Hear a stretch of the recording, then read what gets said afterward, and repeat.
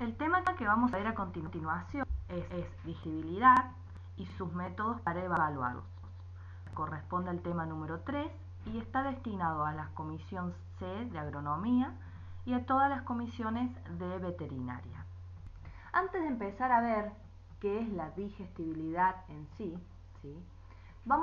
lo que vamos a desarrollar son todos los métodos para calcular digestibilidad.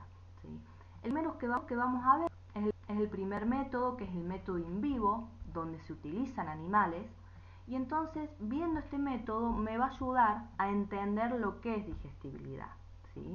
La digestibilidad se estudió a partir de este método.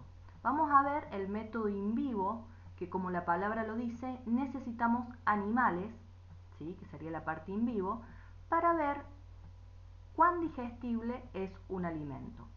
Dentro de la digestibilidad in vivo vamos a desarrollar dos. Principalmente vamos a desarrollar el método convencional y también vamos a nombrar y explicar el fundamento del método por indicadores. Entonces ahora vamos a empezar a ver el método in vivo, que es el que me ayuda a entender qué es la digestibilidad. Como definición de digestibilidad, la digestibilidad, fíjense que es de un alimento y se define como el porcentaje de la materia seca consumida que no aparece en heces y por lo tanto se supone que fue absorbida. Entonces, fíjense este pequeño esquema. ¿Qué significa digestibilidad? De todo lo que el animal consume, siempre hablando de materia seca, de todo lo que el animal consume, una parte se va a absorber, que sería la parte digestible del alimento. Y la otra parte que no se absorbe es la que aparece en heces, que sería la parte indigestible de lo que el animal consume. Entonces fíjense cómo la digestibilidad es un porcentaje, en base a lo que el animal consume. Siempre este porcentaje de digestibilidad tiene que ser menor de 100. Vamos a dar un pequeño ejemplo. Si la digestibilidad es del 60%, ¿qué quiere decir? Que del 100% de la comida en materia seca que el animal está consumiendo, un 60% se absorbe. ¿Qué quiere decir? Que no aparece en heces. Y un 40% aparecerá en heces. Siempre hablando en términos de materia seca. Entonces, eso es para que vayan entendiendo la definición de digestibilidad. Siempre es un porcentaje, con respecto al 100% de lo que el animal está consumiendo. Bien, vamos a ver este método. Es el primer método que se desarrolló y se llama método in vivo. ¿Cómo calculamos a través de este método in vivo la digestibilidad de la materia seca? Fíjense, lo voy a explicar a través de una pequeña fórmula. El porcentaje de digestibilidad de la materia seca va a ser igual a los kilogramos de materia seca que el animal consumió, menos los kilogramos de materia seca que el animal excretó, sobre el consumo de materia seca por 100. Eso me va a dar un porcentaje. Esta fórmula, que es la digestibilidad in vivo de la materia seca, me sirve para poder relacionarlo con la definición. En este caso, si me da 60% la digestibilidad, ¿qué quiere decir? Que un 60% del alimento es absorbido, relacionándolo con el esquema, y un 40% es excretado. Siempre hablando del consumo en total. Bien, pero ¿por qué decimos que esta es digestibilidad? Fíjense, a través de este método, en donde yo tengo que medir en los animales cuánto consume y cuánto se excreta, le decimos que es una digestibilidad de la materia seca aparente y no una digestibilidad de la materia seca verdadera. Porque si yo mido lo que consume y lo que excreta lo que consume de materia seca, no tendría problemas porque yo sé que ya vimos los métodos para determinar materia seca. Ahora bien, si yo mido lo que excreta de materia seca, ¿Qué es lo que tendría que estar pensando? Que todo lo excretado es lo indigestible del alimento. Pero no, las heces tienen una composición que no solamente es lo indigestible del alimento. Fíjense en la diapositiva que sigue, cómo tendríamos que pasar este método a que sea una digestibilidad verdadera. Y esto es lo que yo les decía. En las heces va a estar el alimento indigestible, ¿sí? Que no fue absorbido, pero también hay un componente que se llama pérdidas metabólicas fecales. Estas pérdidas metabólicas fecales son, fíjense, residuos de microorganismos, son sustancias endógenas que libera el propio organismo, como descamaciones celulares del intestino, por ejemplo, mucus, tejido queratinizado, las sales biliares, ¿sí? Todo esto es un componente que aparece en las heces y que no es del alimento. Entonces, si yo quisiera a esta digestibilidad in vivo, donde tengo que medir lo que consume y lo que excreta el animal, le tendría que descontar estas pérdidas metabólicas fecales. Fíjense cómo le pasaría digestibilidad de la materia seca verdadera, utilizando el mismo método in vivo. Tengo que poner lo que consumió de materia seca, menos lo que excretó, pero a lo que excretó le tengo que restar las pérdidas metabólicas fecales. ¿Por qué? Para saber verdaderamente lo indigestible del alimento, ¿sí? Sobre el consumo de materia seca por 100. ¿Sí? Entonces, yo acá ya vi dos fórmulas. La digestibilidad aparente en la diapositiva anterior, en donde peso todas las heces, y acá la digestibilidad verdadera, pero en este caso a las excreciones le tengo que restar las pérdidas metabólicas fecales, ¿sí? Todo esto es a través del método in vivo. ¿Por qué? Porque necesito medir lo que consumió y lo que excretó el animal. Bien, vamos a ver específicamente en qué consiste este método in vivo convencional. Ya la fórmula me dice algo, me dice que tengo que medir lo que consume en materia seca y lo que excreta en materia seca. Fíjense, se basa en, obviamente, determinar y pesar el consumo y las heces secas, ¿sí? Pero yo acá necesito animales confinados en establos, en jaulas metabólicas o con arneses, ¿sí? ¿Para qué? Para que esa digestibilidad que yo quiero medir del alimento sea representativa. Yo no puedo sacar la digestibilidad de un alimento con un solo animal midiendo lo que consumió y lo que excretó. Y obviamente no lo puedo hacer en un solo día, sino que estos son ensayos experimentales. Fíjense que presenta dos periodos. El periodo preexperimental es el periodo en que yo al animal, a los animales, los acostumbro al alimento, ¿sí? Ustedes saben que cualquier cambio de alimento, y por ahí los observamos con los perros, cualquier cambio brusco de alimento puede tener vómitos, puede tener deposiciones más blandas o muchas deposiciones de heces, o no come. Entonces, sí o sí necesito un periodo preexperimental. ¿Para qué? Primero, para que el animal se acostumbre al alimento. Y también yo a estos animales, como los voy a tener en jaulas o los tengo que tener en un sitio controlado, se acostumbre al lugar. Ustedes saben que cualquier situación de estrés de los animales me pueden causar diarreas, por ejemplo. Entonces no estaría midiendo verdaderamente lo que sucede con un alimento.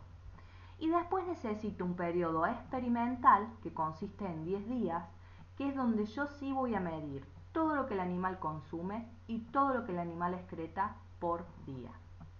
Fíjense que me requiere por lo menos 24 días.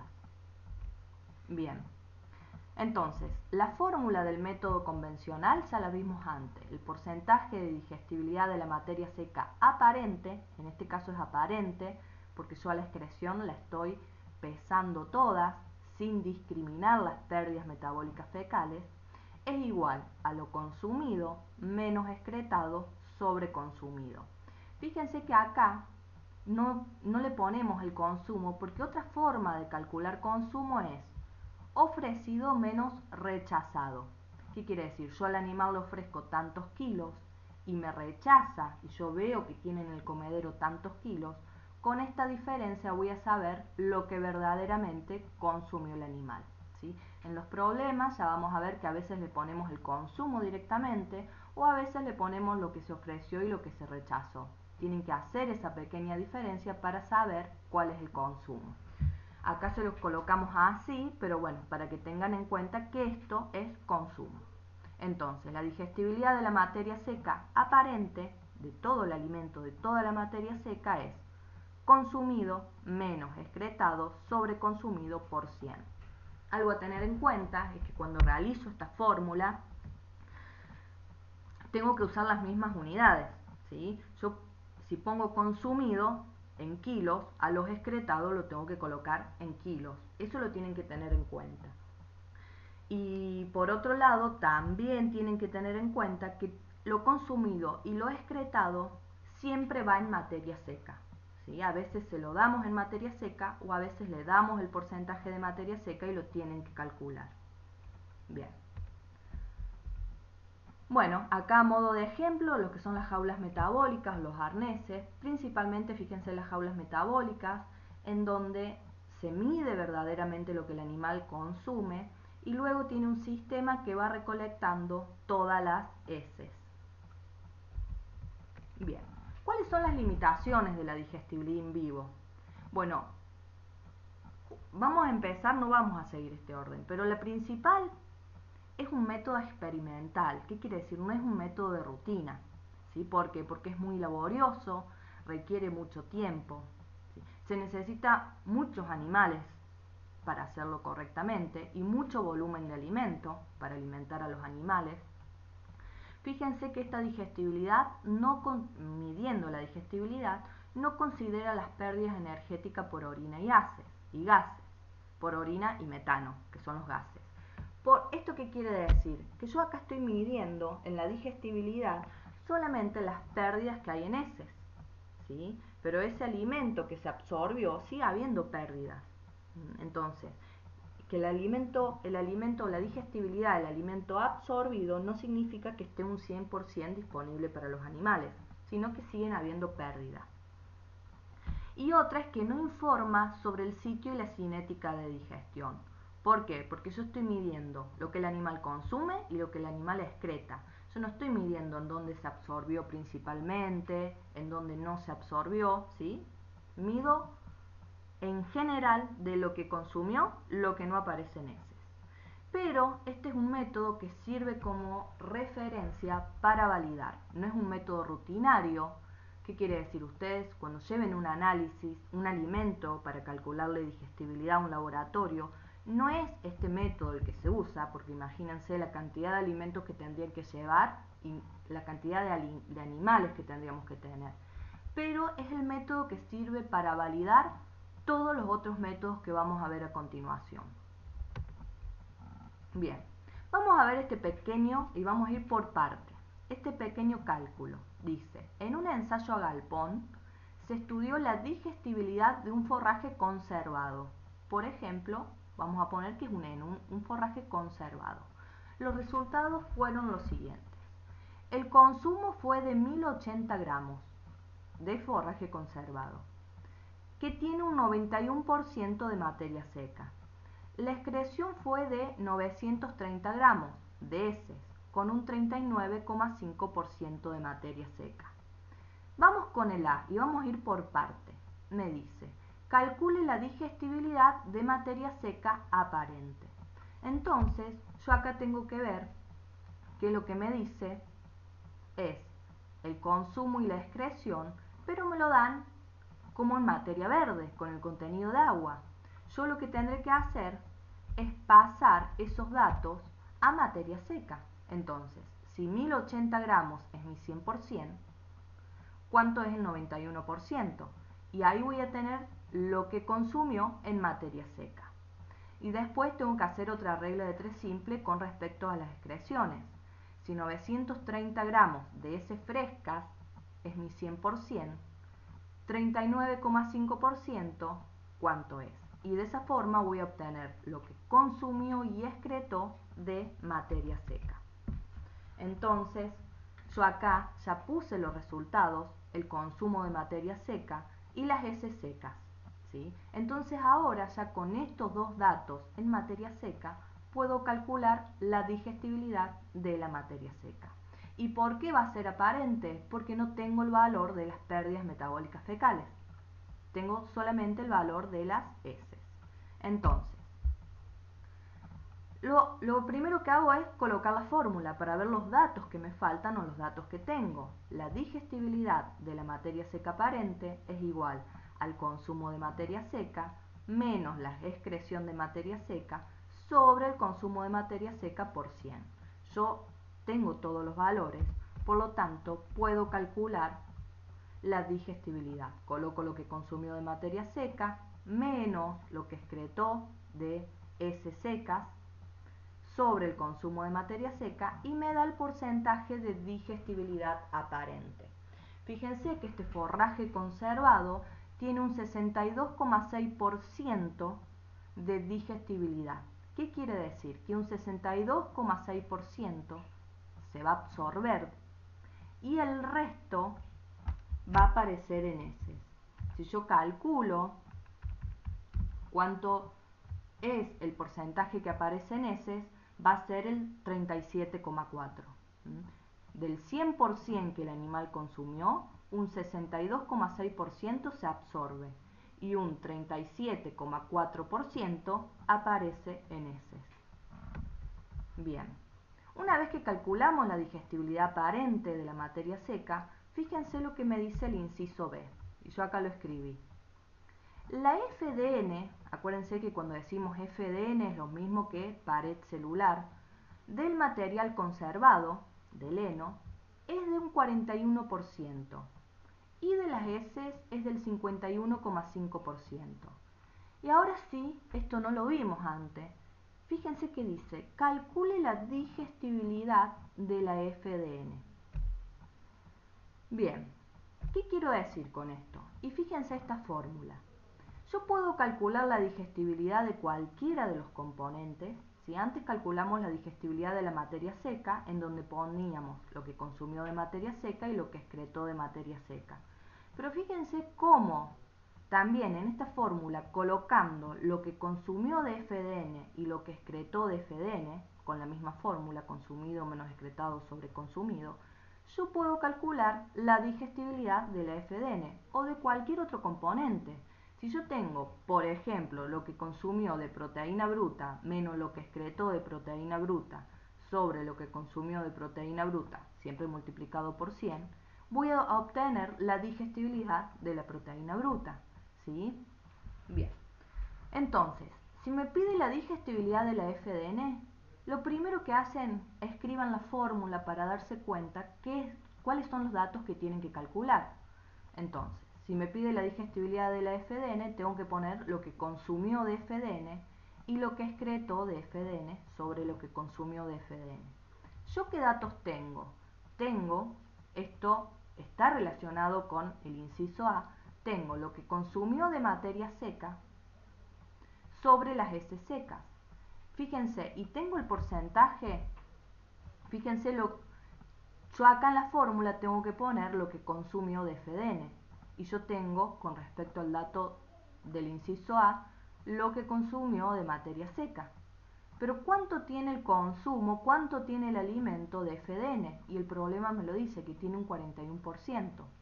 Entonces, para calcular el consumo de FDN es 982,8 gramos de materia seca, es mi 100%.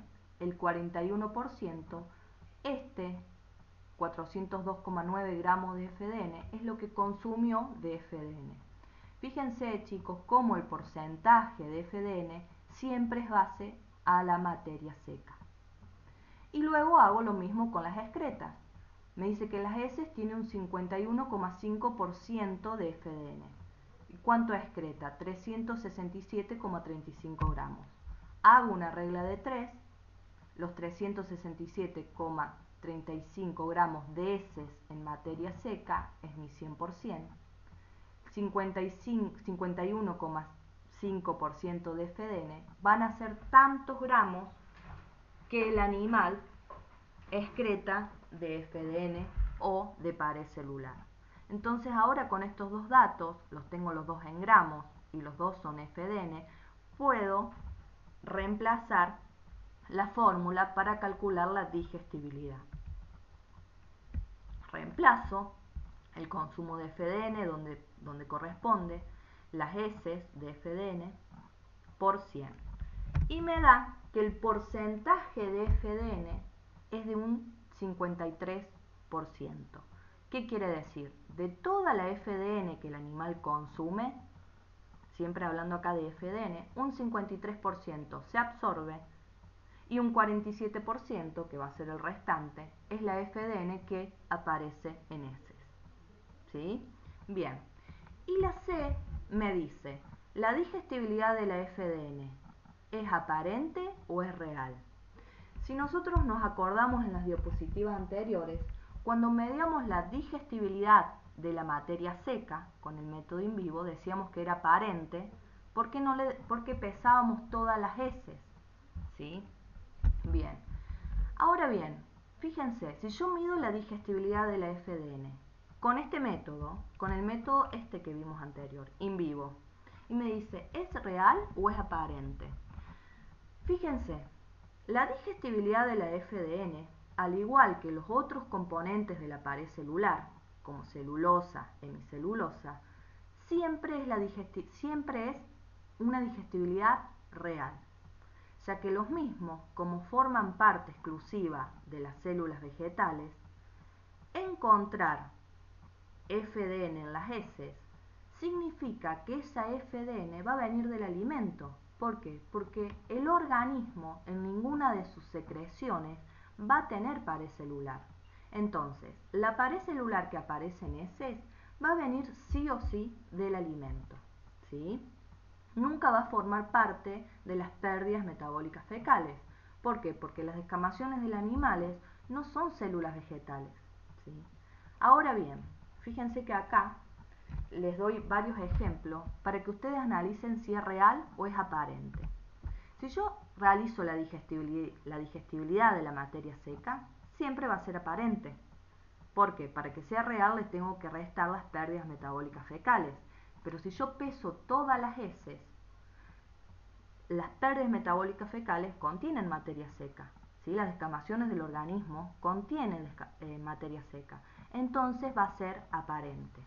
Ahora bien, si yo mido la digestibilidad de la celulosa, ¿en el organismo animal hay algún componente que tenga celulosa? No. Esa celulosa solamente va a venir del alimento, de esa célula vegetal que el animal consumió. Entonces la celulosa sí va a ser una digestibilidad real. Vamos a ver otro ejemplo, la proteína bruta. Yo sé que las células vegetales tienen proteína bruta y las células animales, las descamaciones propias del organismo, también tienen proteína bruta. Por lo tanto, va a ser aparente. La FDA, si yo me acuerdo, la FDA está formada por celulosa y lignina. Es parte de la pared celular. Entonces, la digestibilidad de la FDA con este método va a ser siempre real. La FDA siempre va a ser propia del alimento porque es parte de la pared celular. Y por último, si yo mido la digestibilidad de la materia orgánica, si yo me acuerdo lo que era la materia orgánica, era la materia seca menos las cenizas o la materia inorgánica. La materia orgánica la tienen las células animales y las células vegetales, por lo tanto va a ser aparente. Yo, si peso todas las heces, no voy a saber si esa materia orgánica viene del alimento o viene de las propias descamaciones o las pérdidas metabólicas fecales. Esto, chicos, es a modo de ejemplo para que vayan ejercitando. ¿Sí? Bien. Ya vimos la digestibilidad in vivo con el método convencional. Ahora vamos a ver la digestibilidad in vivo con el método por indicadores. ¿Sí? Lo mismo, ¿sí? La palabra dice in vivo, quiere decir que necesitamos animales. La digestibilidad in vivo por indicadores se hizo un poco después que la convencional para facilitar algunos pasos, ¿sí?, que tenía la convencional. Fíjense, por indicadores. ¿Qué significa? Yo necesito indicadores que le coloque al alimento. Permite medir la digestibilidad del alimento sin la necesidad de conocer la cantidad que el animal consume y excreta. Acuérdense que en el método anterior yo tenía que pesar todo lo que el animal consumía y todo lo que el animal excretaba. Pero sí tengo que incluir un porcentaje del indicador en el alimento, ¿sí? Tengo que saber en qué porcentaje está este indicador en el alimento y en qué porcentaje está este indicador en heces. ¿A qué le decimos indicador? El indicador son sustancias agregadas o propias del alimento. Pero ¿cómo tiene que ser ese indicador? Tiene que ser indigestible. Digamos, la misma cantidad que yo le coloque al alimento me tiene que aparecer en heces. Lo que me va a cambiar es la concentración de ese indicador. Tiene que atravesar el tracto, este indicador, a la misma velocidad que el alimento. No debemos modificar los procesos de digestión ni afectar al animal, no puede causar ninguna patología o diarreas, por ejemplo, y tiene que ser fácil de determinar químicamente. Por eso un indicador del alimento puede ser la lignina. Yo sé que la lignina que consume un rumiante no la va a aprovechar a lo largo de todo el tracto gastrointestinal. Si el animal consume 2 gramos de lignina, en las heces me van a aparecer los 2 gramos de lignina. Lo que me va a cambiar es el porcentaje. Y para que entiendan un poco esto, les voy a dar un ejemplo muy simple. Fíjense, esta es la cantidad de materia seca que el animal consume y esta es la cantidad de excreción en materia seca. Este es el indicador. Supongamos que es el óxido de cromo. Es un ejemplo de un indicador que se utiliza. Tanto acá como acá va a ser la misma cantidad. Van a ser 2 gramos. Pero ¿qué es lo que me cambia? Me cambia en qué porcentaje. Fíjense que acá, por ejemplo, este indicador va a estar en un 60%, pero acá este indicador va a estar más concentrado. ¿Por qué? Porque el medio externo es mucho menor con respecto a la materia seca. Entonces, esta diferencia de concentración del indicador entre lo que consumió y lo que excretó me puede ayudar a calcular la digestibilidad. De este método solamente tienen que saber el fundamento, no hay problemas matemáticos, pero sí tienen que saber a qué se le considera un indicador y cómo es evaluado este método. Pero no le vamos a dar un problema matemático como el método que vimos anterior, el método in vivo convencional. Bien, ya vimos la digestibilidad in vivo. Ahora en este video vamos a ver por último la digestibilidad in vitro. La digestibilidad in vitro y luego en el video que daré a continuación vamos a ver las dos que continúan. Vamos a ver la digestibilidad in vitro. Fíjense como la palabra ya lo dice, in vitro. Este no se hace en el animal, sino que se hace en recipientes de vidrio, in vitro, ¿sí? Este fue la primera técnica que se empezó a realizar en los laboratorios. Bien, ¿en qué consiste la digestibilidad in vitro? Esta es otra técnica que tienen que saber los fundamentos nomás y no hay ningún ejercicio matemático que tengan que evaluar. Pero vamos a ver cuál es el fundamento. El fundamento es simular en un laboratorio un rumen, un abomazo y un intestino. ¿Para qué? Para calcular la digestibilidad. Entonces, vamos con el punto número 1. ¿Cómo vamos a simular un rumen?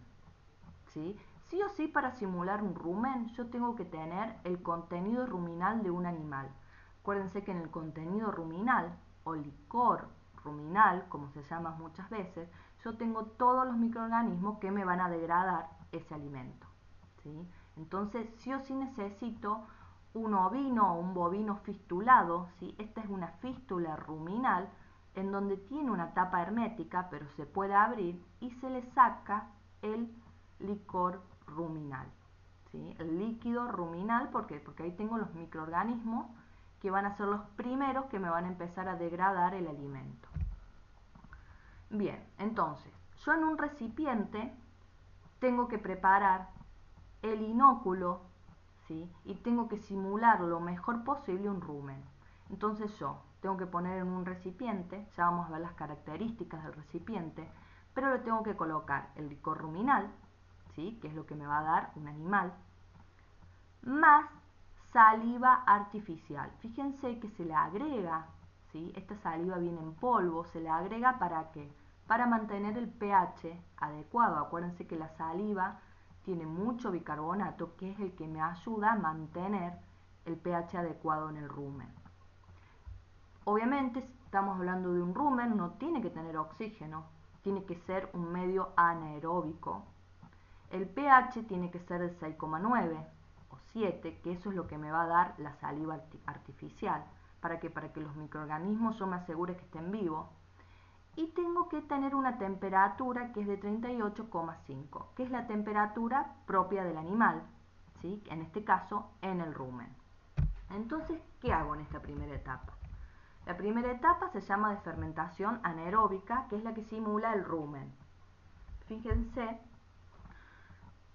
esto que estoy indicando con el cursor es la materia seca, ¿sí? Que está secada a 105 grados. Yo coloco la materia seca acá y le coloco todo el inóculo, ¿sí? El inóculo, que es el medio donde esta materia seca se va a empezar a degradar, que ya lo vimos en la diapositiva anterior, que tiene el licor ruminal, la saliva artificial, ¿sí? 38 grados, ¿sí? Tiene que estar como en una incubadora a una temperatura adecuada, el pH de 6,9 y tiene que estar en este medio por 48 horas.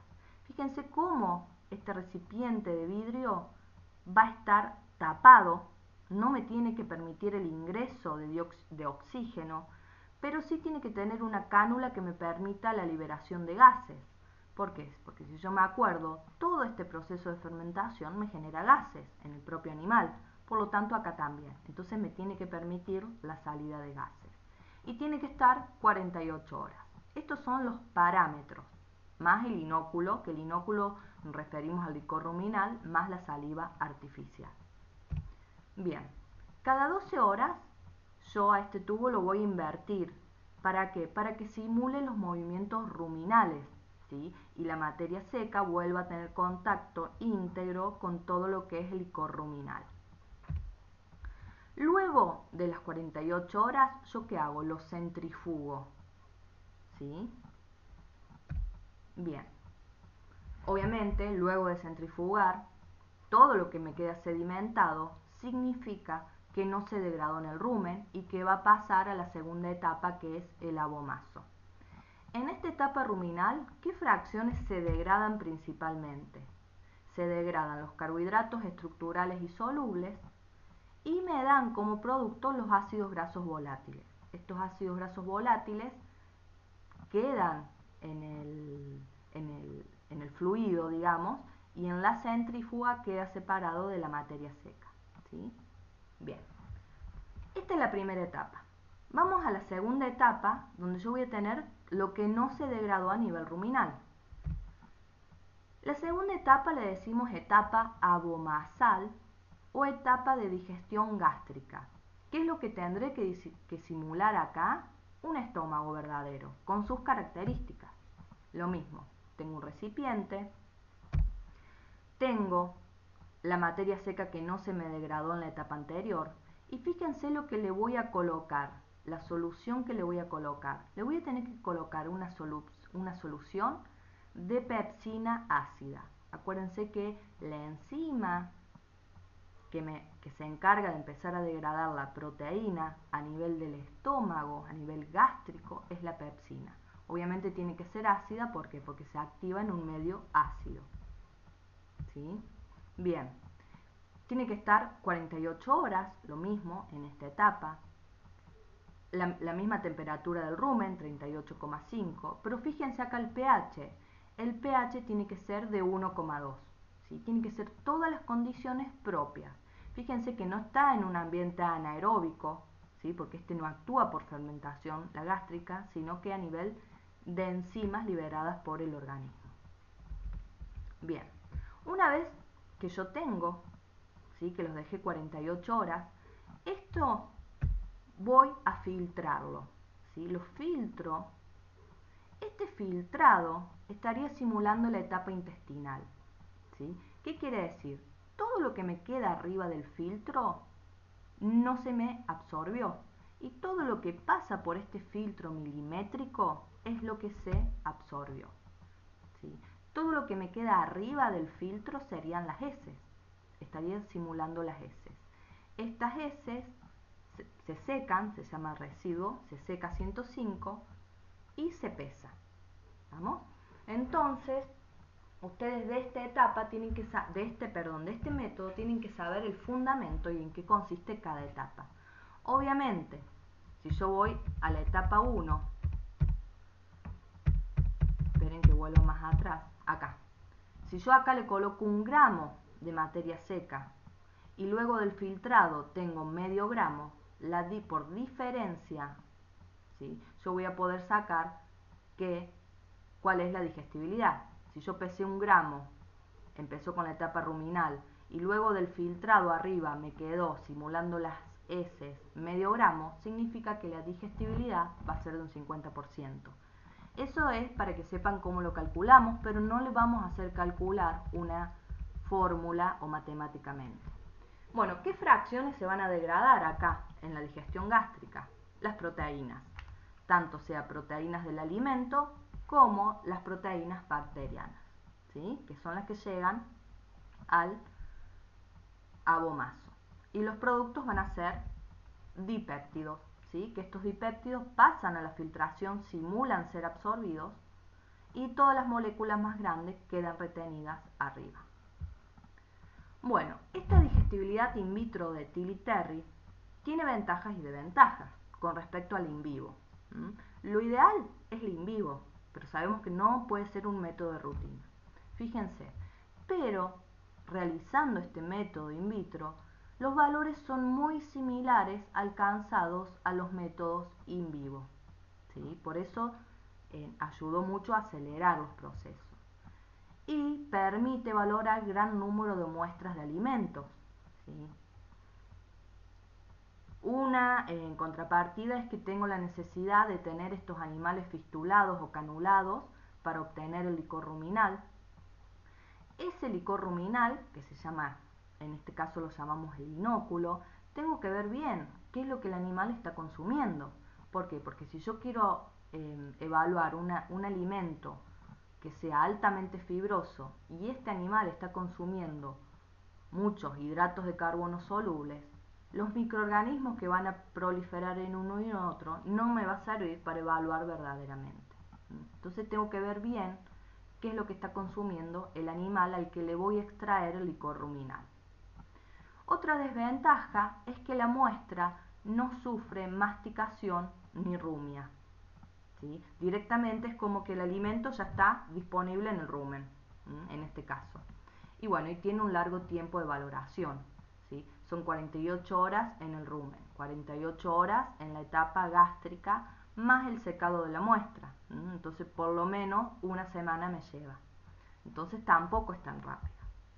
Bien, hasta acá dejamos este primer video y en el video que continúa, y ahí ya voy a encontrar, vamos a ver la digestibilidad química y la digestibilidad in situ.